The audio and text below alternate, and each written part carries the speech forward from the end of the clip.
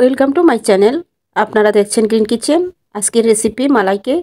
যারা মিষ্টি খেতে খুব বেশি পছন্দ করেন, খেতে ইচ্ছে করলেই বানিয়ে ফেলতে পারবেন। আর এই মালাই কেক বানানোর জন্য প্রথমে নিয়েছি ব্রেডের সাইডের এই ব্রাউন অংশগুলো কেটে নিব।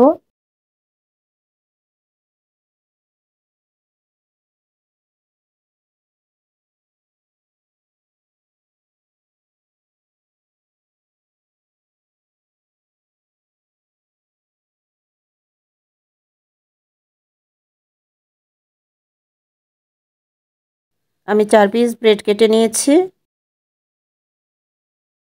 এখন একটা ডিশের মধ্যে রেখে তারপর একটা পাশে রেখে দিচ্ছি। এখন মালাই রেডি করে নিতে হবে। তার জন্য চুলায় একটা ফ্রাই প্যান বসিয়ে তাতে চিনি দিয়ে দিব হাফ কাপ।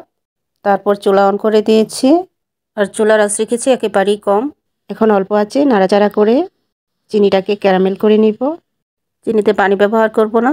প্রথম অবস্থায় চিনি একেবারে দলা পেকে যাবে, গোটা গোটা হয়ে যাবে। টেনশনের কিছু নেই, আস্তে আস্তে গলতে শুরু করবে। দেখতেই পাচ্ছেন চিনি অনেকটাই গলে গেছে। একেবারে চিনি গলে যাওয়া পর্যন্ত জাল করে নিব। আস্তে আস্তে চিনি একেবারেই গলে গেছে। এখন ক্যারামেলের সুন্দর একটা কালার আসার জন্য আরও কিছুক্ষণ জাল করে নিব। তাছাড়া একটু স্মোকি ফ্লেভার আনতে হবে, তাই বলে খুব বেশি জাল করে পুড়িয়ে ফেলা যাবে না, তাহলে ক্যারামেলটা তেতো হয়ে যাবে।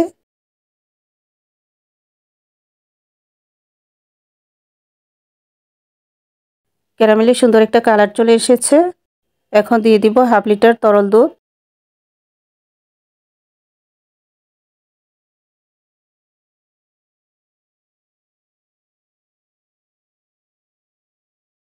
দুধ দেওয়ার পর দেখুন ক্যারামেল কতটা শক্ত হয়ে গেছে, একেবারে স্টিকি হয়ে গেছে।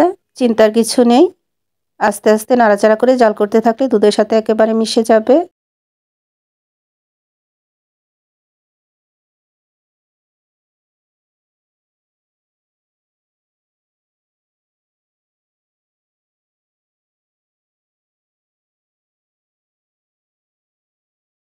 দুধের এই মিশ্রণটা মিডিয়াম ঘন হওয়া পর্যন্ত জাল করে নিব।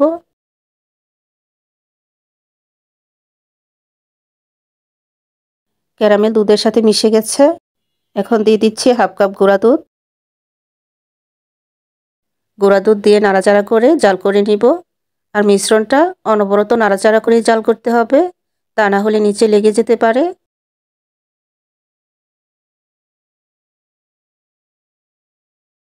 দুধ বেশ অনেকক্ষণ জাল করে করে মালাই করে নিতে হবে। জাল করতে করতে মালাই হয়ে গেছে। এখন চুলা অফ করে দিব। তারপর এখানে যে ব্রেড রেডি করে রেখেছিলাম, এখন মালাইয়ের গরম মিশ্রণটা ব্রেডের উপর দিয়ে দিব।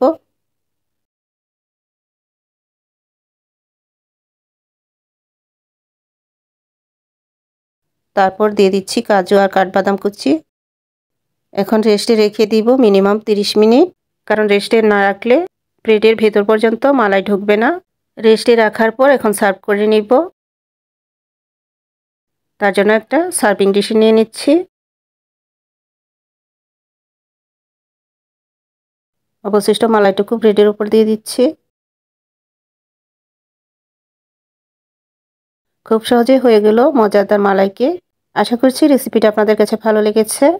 ইনশাল্লাহ আবারও চলে আসবো অন্য কোনো নতুন মজাদার রেসিপিতে। সেই পর্যন্ত সবাই ভালো থাকবেন। আল্লাহ হাফেজ।